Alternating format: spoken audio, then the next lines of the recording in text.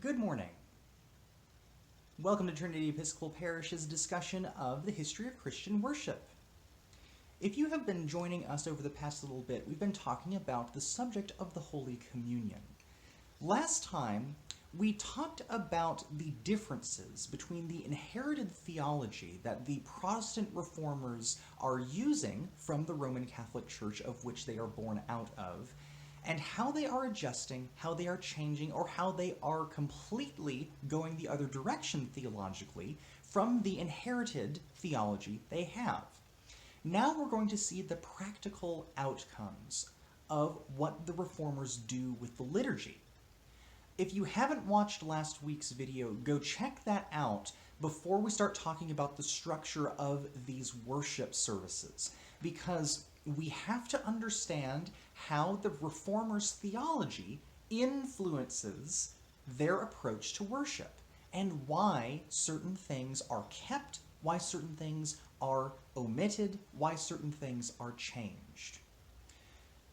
What we're going to do today is we're going to go from the most conservative reforms to the Holy Eucharist to the more radical reforms, all within the context of the 1500s only.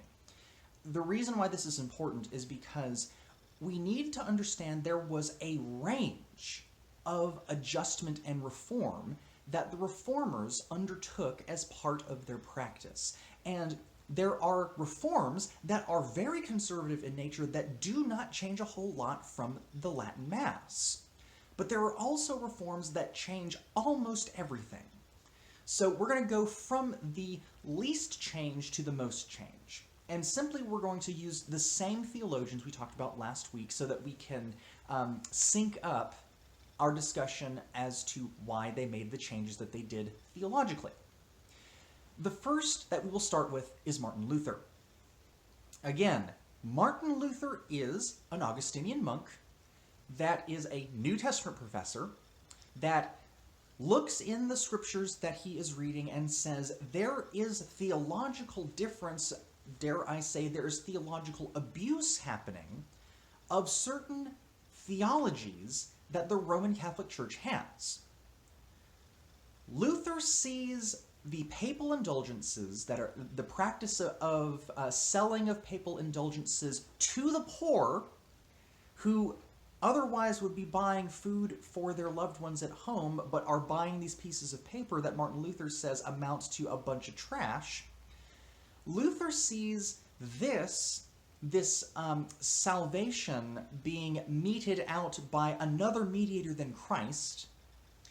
And what Martin Luther reacts against primarily is against the Pope, against the Roman clergy, against the use of indulgences, and against this idea that salvation comes through what we do or what we accomplish rather than only by grace through faith alone, as Martin Luther would harp on for the rest of his ecclesiastical career, at least here on earth. But Martin Luther is not as concerned with the actual rite of the Holy Eucharist itself.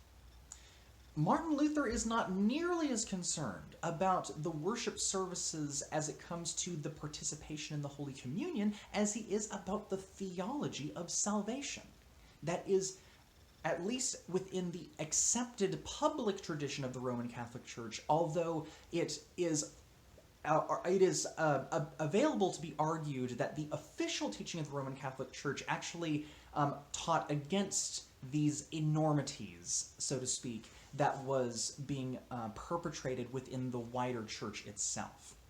It's the difference between what someone thinks about your theology versus what your theology actually says, or what your theology actually says versus what you are enacting in your enaction of that theology. So one can have a correct theological idea and have an absolutely abusive way that it is enforced. This is what Martin Luther is reacting against. But what does Martin Luther's reforms look like? Well, specifically, Martin Luther has two reforms that he puts forth for the administration of the Holy Eucharist. One of them is, by and large, a very, very conservative reform of the Latin Mass. This is sometimes called the Deutsche Missa, not to be confused with the other reform called the Deutsche Messe, the Formula Missae, as it is referred to, is a Latin translation of Martin Luther's structure for the Holy Eucharist. The Deutsche Messe is relatively the same thing, but in the actual German language, and with a whole bunch more music involved in it. Martin Luther loved music, thought music was some of the most important things that we could do as a congregation. And so lots of congregational music within the service of the Deutsche Messe, the German Mass. The Formula Missae, which by and large was used by Scandinavia and portions of the northern European continent where Lutheranism traveled. This was a similarly conservative reform, but simply retained the Latin language.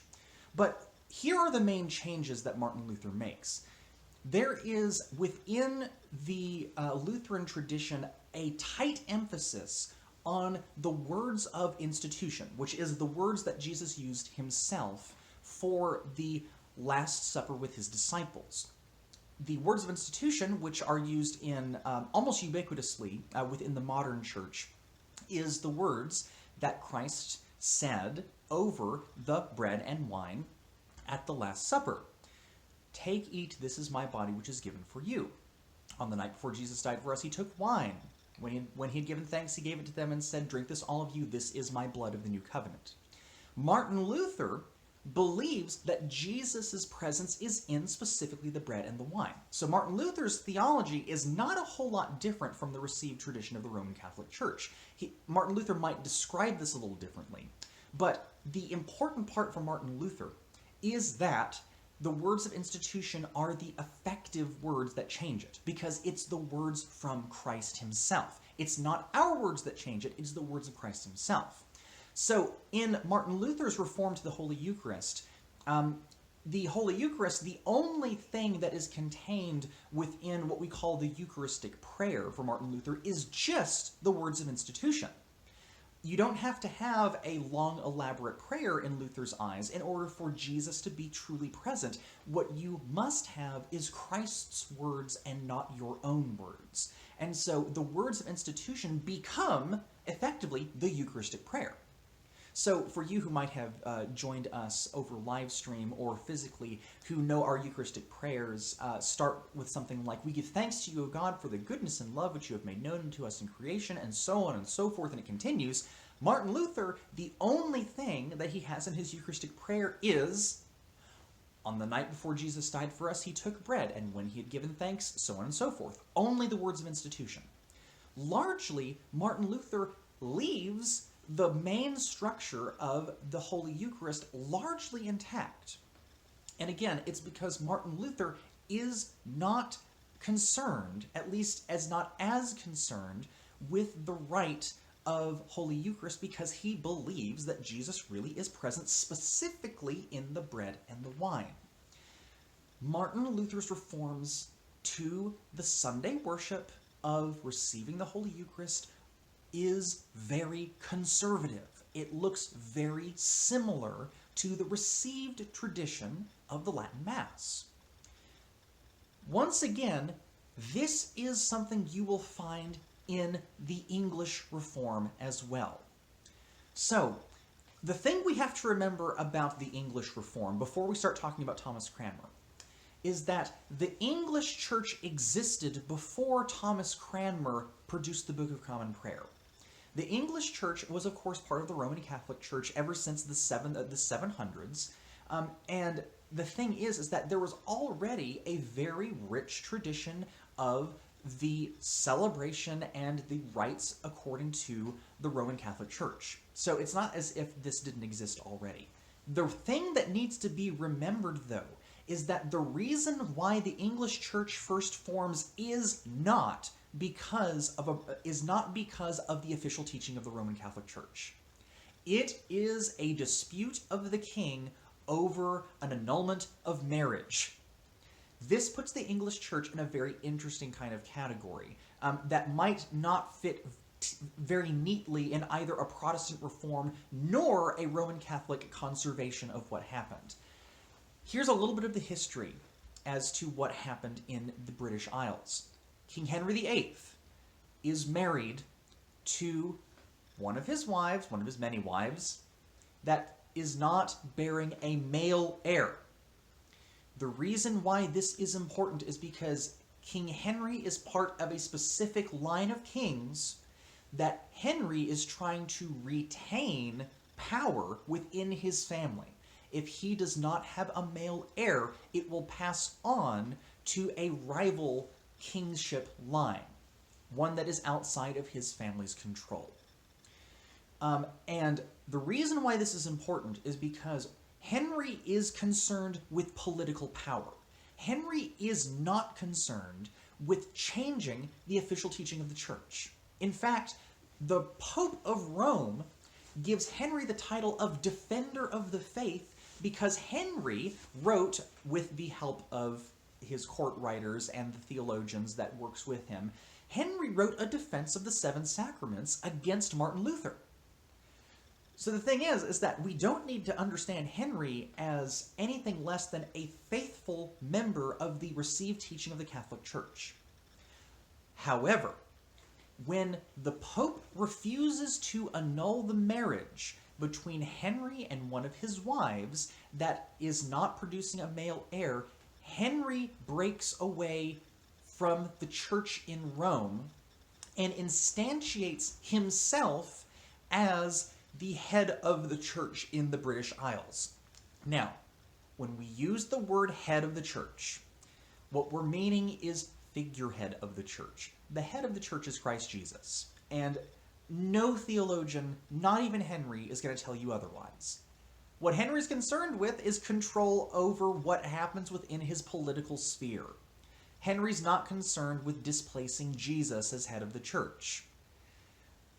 Likewise, the Pope is not concerned with displacing Jesus as head of the church. There's a reason why the Pope is called the Vicar of Christ, the one who serves in the place of Christ as a temporal head of the church on earth. So whenever you hear the word head of the church, that term is not meaning that someone displaces Jesus. This is something that I have heard over and over from some of our more radical Protestant brothers and sisters. That is a complete misconception of that title. So that's free. You don't have to pay me anything for that one. But Henry retains his political power by breaking away from the Roman Catholic Church. But guess what? Guess what received theology doesn't get changed? The received teaching of the Roman Catholic Church in the Church of England when Henry breaks away in the 1540s remains the same. If you go and read some of the issues from Parliament and some of the edicts of the king as it comes to the constitution of the English Church, the received theology remains the same. Transubstantiation is how we understand the bread and wine transubstantiating into the body and blood of Christ in the service of the Eucharist. The Mass remained the same. The use of Salisbury, sometimes called the Sarum Missal or the Sarum Mass, was the way that people worshipped. It was exactly the same, except that the bishops were underneath the state head rather than the Pope as a state head of the Holy Roman Empire. And so, when the reforms happened, nothing really changed. What changes is when Henry dies and Edward, his son, ascends to the throne. Thomas Cranmer, who is the Archbishop of Canterbury at the time, produces the first Book of Common Prayer in 1549. That, in a large part, is again a conservative reform of the Latin Mass. And specifically what Thomas Cranmer is going to be using for the basis of the Book of Common Prayer are the resources that he has available. Cranmer even speaks directly to this by saying that the reforms in which are being enacted are a return to what has been received by the holy tradition of the Church, based upon Holy Scripture and based upon the good and holy practice of the Church fathers and mothers. Cranmer is not changing a whole bunch to the liturgy. And in 1549, the order for communion in the 1549 Book of Common Prayer largely reflects this. The communion service, the largest change in the communion service is that it's in English. The Latin remains a use of the cathedral schools, especially within Cambridge and Oxford, and continues even to this day. But the First Book of Common Prayer was a very conservative reform of the Roman Catholic Mass, and in a large part preserved a lot of the received theology. During Cranmer's lifetime, there was a revision to the Book of Common Prayer in 1552 to enact a more robustly reformed version of the Book of Common Prayer. But once again, the more robustly reformed 1552 Book of Common Prayer is not really doing away a whole bunch with what the received structure is. There are tweaks here and there to how the Lord's Prayer functions within the wider use of where the Gloria in Excelsis is, of specific language as it comes to a reception of these elements, which again, last week we talked about how Cranmer probably had a more reformed view of how the elements in the Holy Communion worked. The bread and wine for Thomas Cranmer was not something that changed substance, but rather the holy use of these things was what affected a holy reception. What happened that changed what changes in the reception of Holy Communion is us, not necessarily the bread and the wine. But again, the 1549 and the 1552, regardless of whichever one you look at, 1549, a very conservative reform of the Latin Mass. Once again, 1552, a still relatively conservative reform of the 1549. And as it comes to the subsequent books of Common Prayer, whether it be the 1559 Book of Common Prayer or the 1662 Book of Common Prayer, a lot of these things largely are reforms that are middle types of reforms. They are conservative to moderate reforms. The reason why this is important to remember is that when we start getting to the modern age, the English Church is going to retain a lot of its Catholic practice. It's, as some Episcopalians and as some Anglicans refer to themselves, as Anglo-Catholic. These are the places that will emphasize the Catholic heritage, specifically of the Western Church, that will have a higher ceremonial, will have certain things that are retained from the Catholic heritage of the English Church. Nonetheless, you will also have Reformed Episcopal churches, which will emphasize the Reformers and will emphasize the more Reformed theology. So the Episcopal Church and the Anglican Communion as a whole is a lot less prescriptive as it comes to how exactly we mete out specific theology within these things that we call non-essential types of theology. Whereas the Episcopal Church and the Roman Catholic Church, by and large, are not, the Anglo-Catholics within the Episcopal Church and the Anglican Church are not going to be saying that you do not have salvation if you don't believe in transubstantiation. Rather, they are going to have a specific flavor of this while also retaining that salvation comes from faith in Christ through the virtues of your baptism, which is a very patristic and early church way to think about it.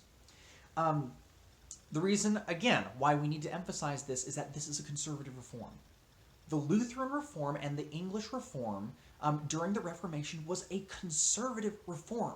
Didn't change a heck of a lot, because that's not what they're concerned with. They're concerned with, Luther is concerned with salvation by grace through faith alone.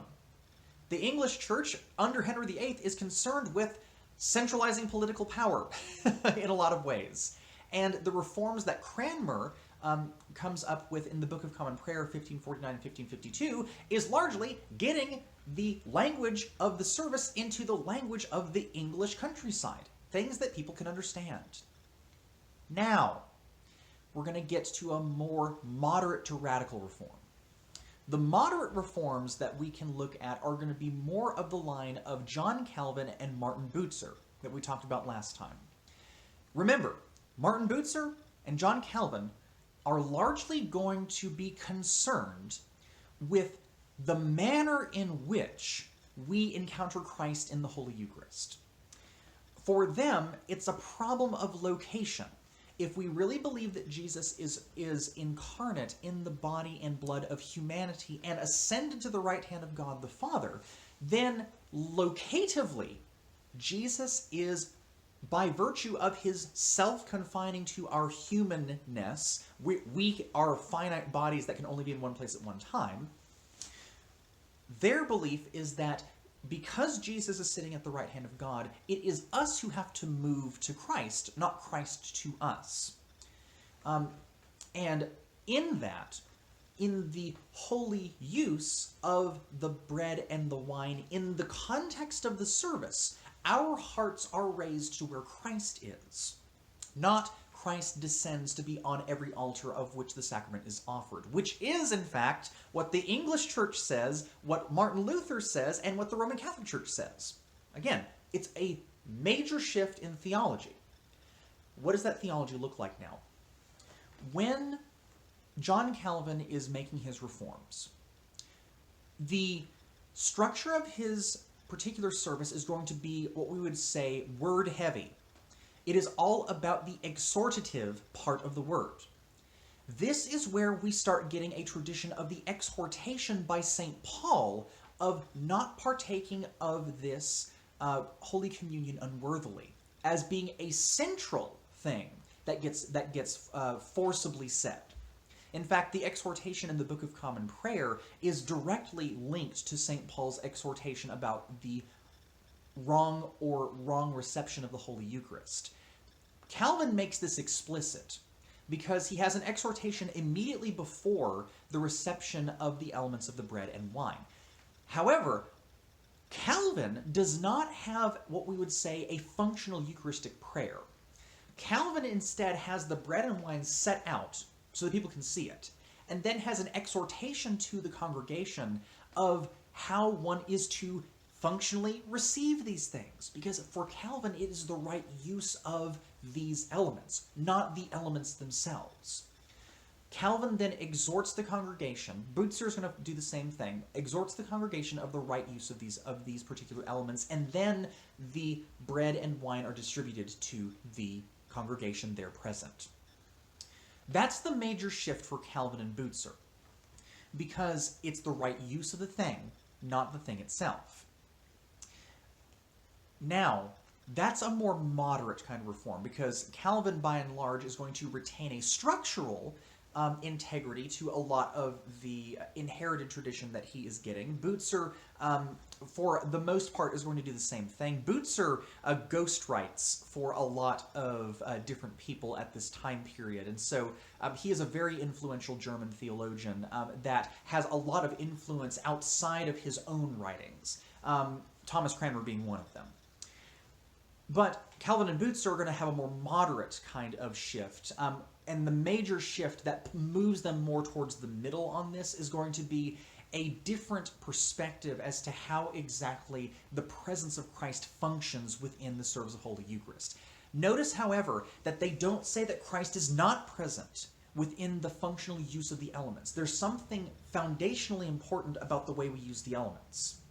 Now we're going to shift to the most radical reform, which is Huldrych Zwingli's reform. Because Zwingli doesn't think that there's anything that is affected either by the elements or of the elements themselves.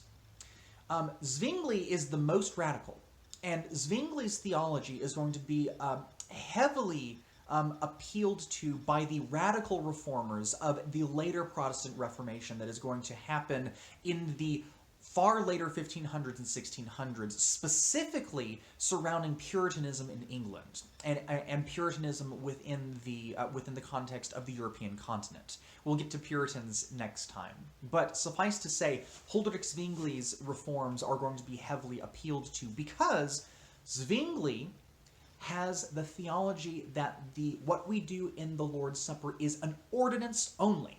Sacrament for Zwingli is, etymologically for him, the older form of the use of the word sacrament, which is a public oath.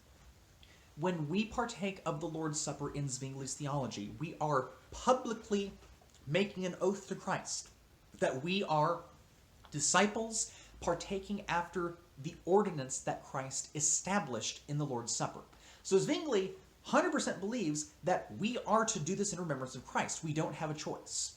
But Zwingli does not believe that there is a local presence in the bread and wine itself, nor does he believe in the functional use of the presence somehow communicating the presence of Christ to us, either by us going up to where Christ is or Christ coming down to where we are.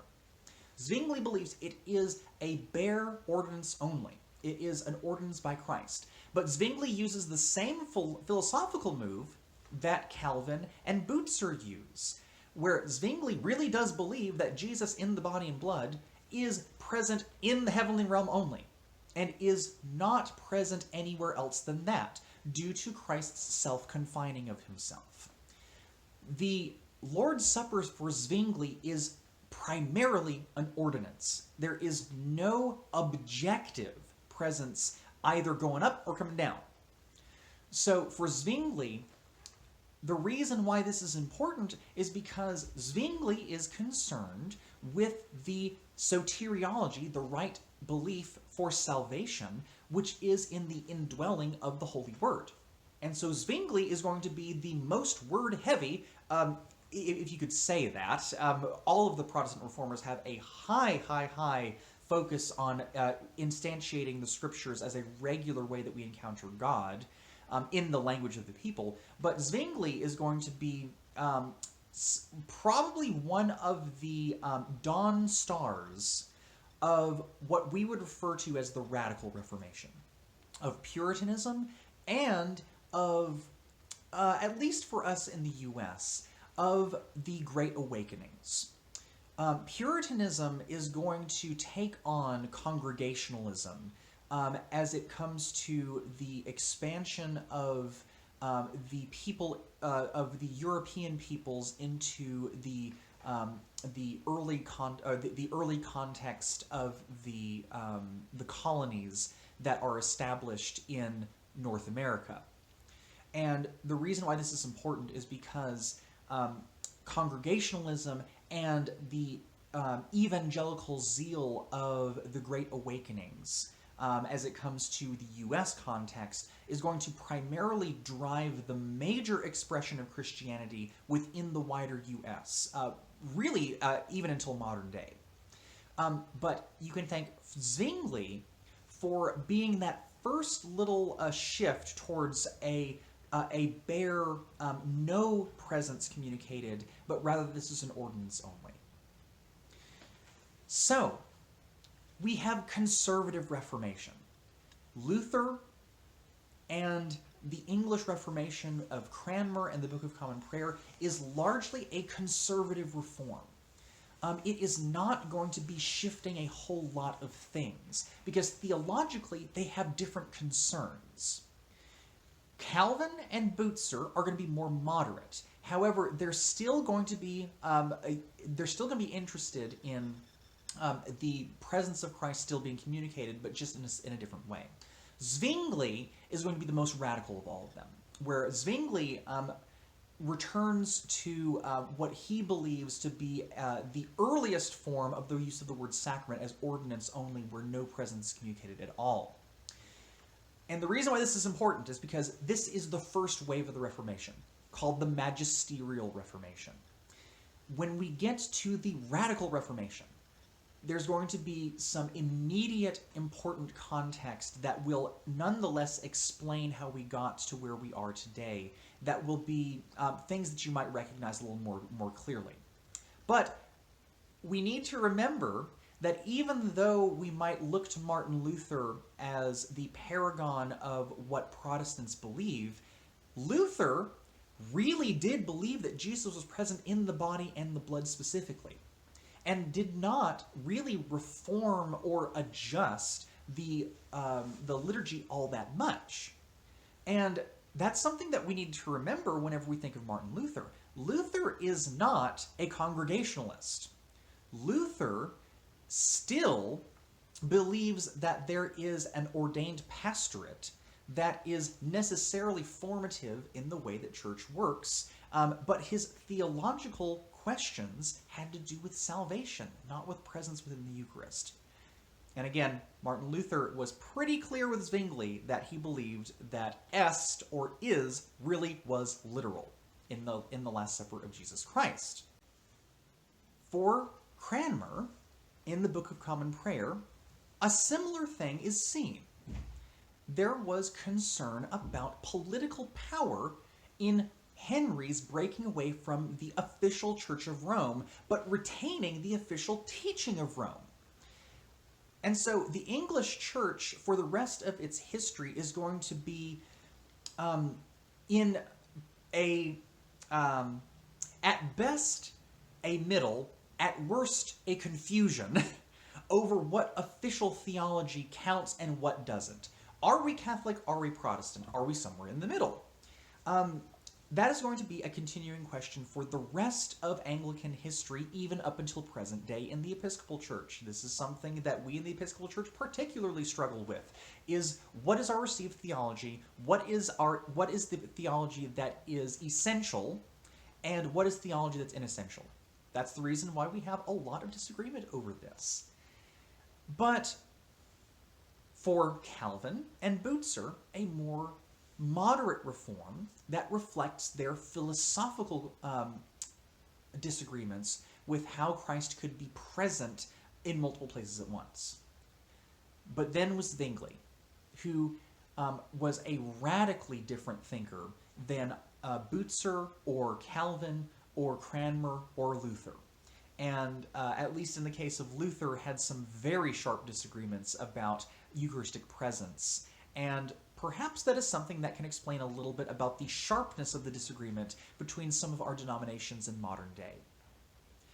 But until next time, friends, thank you for joining us for the discussion of the Magisterial Reformation and the functional outcomes of the theology of our magisterial reformers. Hopefully you learned something that you didn't know today, and hopefully you'll be able to catch up with all the videos that we've done so far. Next time we will be covering the Radical Reformation, and we'll be covering specifically the shift in continent from the European continent over to the Americas, and how the structure and theology of the liturgy change as it comes to westward expansion of Europe, and why that is important for explaining how we got to today. But until next time, friends, be safe, and may God bless you.